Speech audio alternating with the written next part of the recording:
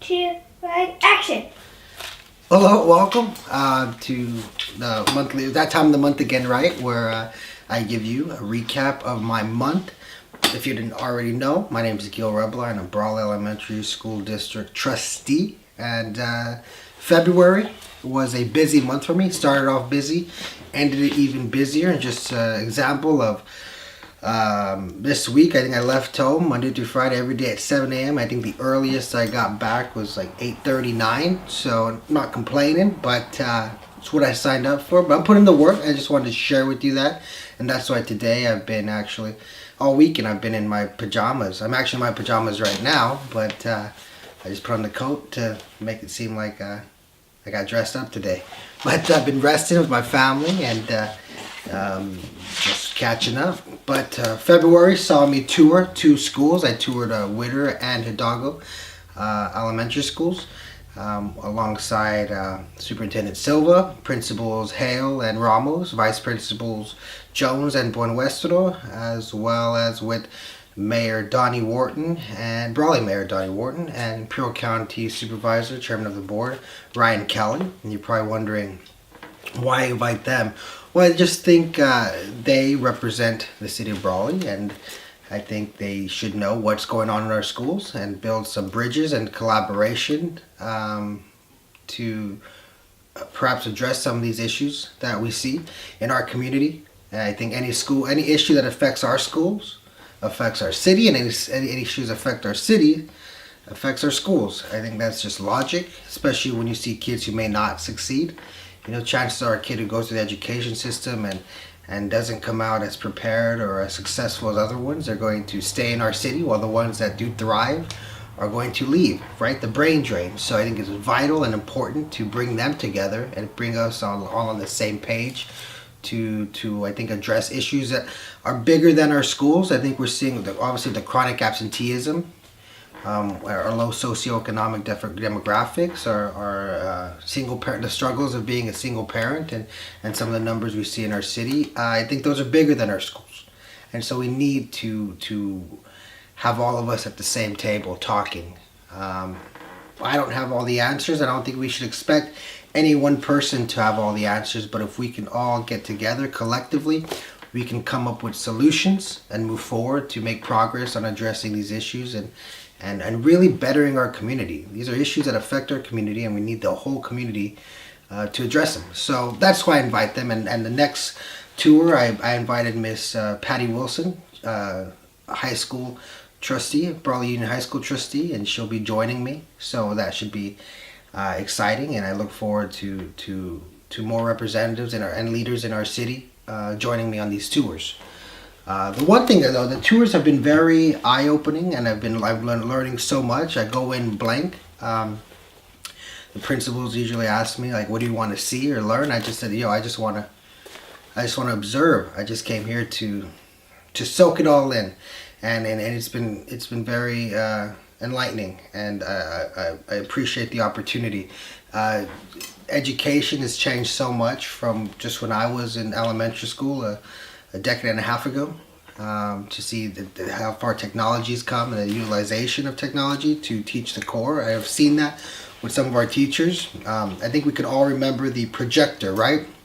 With the transparent film, and then the teacher just stand right there in front of the class and write, and then either wipe it or get a new one. Well, I'm seeing some teachers utilize their tablets, and so whatever they write on their tablet projects. So this is our projector, projects on the screen. And so instead of the teacher being stationary in front of the class and instructing, they're able to utilize their tablet to walk around and see who gets it, who might not, right? Because I remember in school, if I didn't get the question, I didn't always raise my hand, right? It's because sometimes I just out of embarrassment or just didn't want to bother. So them being able to, instead of being stationary, mobile, it helps with the engagement. It helps them see what's going on. It helps kids pay attention, right? The teacher's standing behind you, you're going to at least pretend to work, which I think can lead to actual work.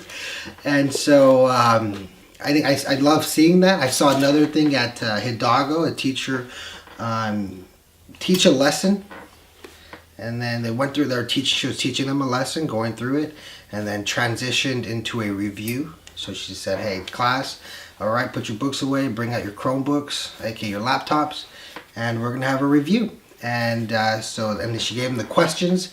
And as they answered the questions, you saw it on the board with their screen names, who was getting it right, who was, ahead, who got the most right, who was, you just saw the score. And I think that built a little bit of competition, a little bit of pride, a little bit of engagement, and it had even music playing. So it was a really exciting class to be in. I was like, whoa, this is pretty awesome. And then not only that, so then she said, okay, class, the review's over, let's go on a break. They went on a break, but then you could see on display instantaneously the question the most students got right, the question the most students got wrong that they struggled with, the question that they took the most time on, the question that students got at the fact. So, right, so you got these instantaneous results that you could see, okay, this is what they struggled with, this is what I need to focus on, this is what the data is right there. And I think that's awesome to see that education and technology just come together and find that sweet spot, right? Not just technology is way ahead or education behind, just say that using technology to teach the core subjects of what they need to know. And I love seeing that. I will encourage that more.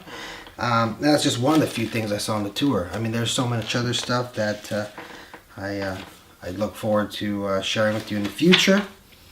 Let's see what else. I attended Parent Fair. Parent Fair was a really great event. From what I was told, last year wasn't that great of an attendance, and this year the attendance was increased tenfold. I think there was only over 200 families who showed up and to see the resources, and I think that builds community, that builds engagement in our schools, and shout out to the staff who put that on, and I look forward to the next one. Even being even bigger and better. So it's great. It was great to attend. I also participated along with my daughter over there in the Barbara Ward Beautification Day. So usually on Saturday mornings, my daughter and I go riding our bikes, usually to Brownie's Diner to have the best breakfast in town. And this time though, we rode our bikes to Barbara Ward and participated in the cleanup day with Principal Marmolejo and our teachers, staff, and classified staff, and students, where we rolled up our sleeves, scrubbed walls, washed hallways, picked up litter, planted flowers. We just did some good old-fashioned hard work on a Saturday morning, and it was really pretty awesome, pretty amazing to see that. And I look forward to seeing all of you March 23rd at the next one. So there'll be a flyer out shortly for that, and look forward to seeing you all participating, because it's what we need, and it's great to see that. Attended the CTA school board meeting, school board dinner in Brawley, here in Brawley, where I got to mix and mingle with school boards from around the valley, school board members from around the valley, just get to see what they're doing and see how we can collaborate in the future. Also spoke with the principal admins. We had a special meeting earlier this week, and I was able to, unannounced, went to a meeting where all our vice principal and principals were with administration, kind of just doing a collaborative session, and joined in just to listen, and it was great to see the work and the discussion being had. And I just went in there to offer my support and to empower them, right? Because it's a tough job being a principal or administrator. You're not only in charge of guiding and directing students, but also adults and their staff. And so I said, as a trustee, I want to support and empower you so that you can thus support and empower your teachers, who can then thus support and empower the students, and kind of do a chain of command and of accountability, right? I'm holding our principals and admin accountable for supporting and empowering and holding accountable the teachers. So it's great to see that, though. I think we're making progress, and it's great to see the hard work they were putting in. Now for board stuff, the meeting stuff, the fun stuff, right?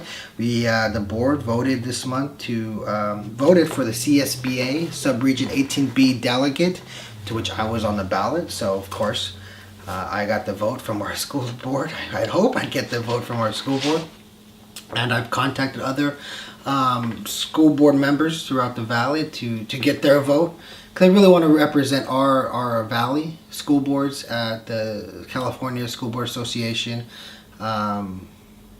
meetings. I think I want to represent them at the state. One thing about me is I'm social. I like to mingle. I like to talk, and I like to collaborate. And so I think me being the sub-region, me being the delegate would benefit our valley. And so I conveyed that to many school board members throughout the valley. And hopefully I get it, and I'll let you know next month if I do. We also proclaimed March as Women's History Month.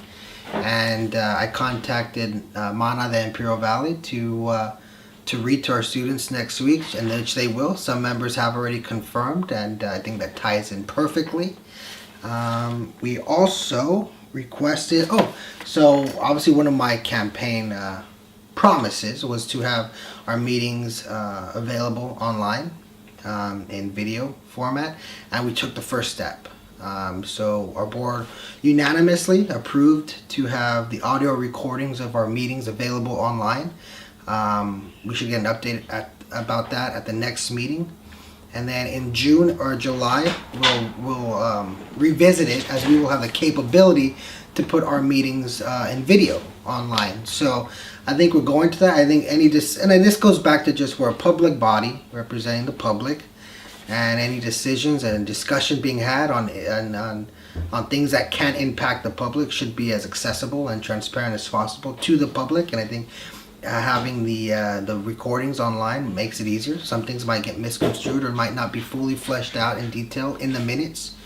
And so this, I think, gives an opportunity for the public to see, okay, this is what was said. This was more in depth, some context behind our decisions and our discussions. So shout out to the rest of the board for being on board with me on that. And looking forward to sharing with you the meeting recordings on my social media pages.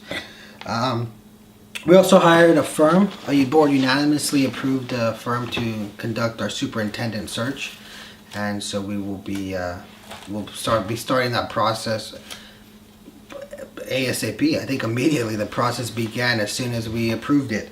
And so I guess that ties into, there's a lot of changes coming to our school district. And that's not just because I'm now elected and the sheriff's in town. No, there was going to be changes in our school district regardless of whether I was elected or whether I'm here or not. We have our superintendent who's retiring. Then we have key administrators also retiring. And then we have about over 24 classified and certificated staff also retiring. So we're going to have a lot of new fresh faces in our district, and that's an exciting thing. This is a great opportunity to really continue the progress we've been making, right? I think we get the right people in. We can turn it around. I think not turn around, but keep it going. I think we've made progress from what I've heard from staff in the last year or so. I think our superintendent inherited quite a mess. I think he's really helped guide it and get the ship back on track. And so we look forward to bringing in these new people to continue that. And it's going to be exciting. It's going to be very exciting, and I encourage you guys to continue to be engaged and involved, especially in the superintendent search. We're going to have a community forum to get the public's input. And I want everyone to be there because you guys deserve to be listened to, and who we get next, and what you would like to see in a superintendent, and what you would like to see in someone who's going to help guide our school into the future. So I will keep you updated on that, and trust that I will, and trust that we will get the right person, man, woman, whatever, here and there, I don't know, but it's going to be someone who we believe is the right fit for our school and our students and parents and staff and everything else. So trust that it's going to be a fair and transparent process. Now, I think that's it. I think that's it. I mean, some people might think, you are touring, you're doing this, you're kind of taking this thing pretty seriously, and I am. And I think it's crazy if that I'm responsible for a multi-million-dollar budget for the future of our students and how they're taught, the teachers who interact, the staff who holds them accountable. These are all decisions I'm a part of, and so if you don't think I should be taken seriously, then there's something wrong with you. And so I'll continue to take this seriously, and I'll continue to work hard, because these are duties that I don't take lightly, and I really want to make a difference and make an impact. And I believe I can with your support and the community, its involvement and engagement. So thank you guys for tuning in. Thank you guys for watching and keeping up to date. Always feel free to reach out to me. Always feel free to contact me, either social media, text, call, whatnot. I'm out and about quite a bit. And so thank you. And until next month, take care, stay involved, and do your part. Thank you.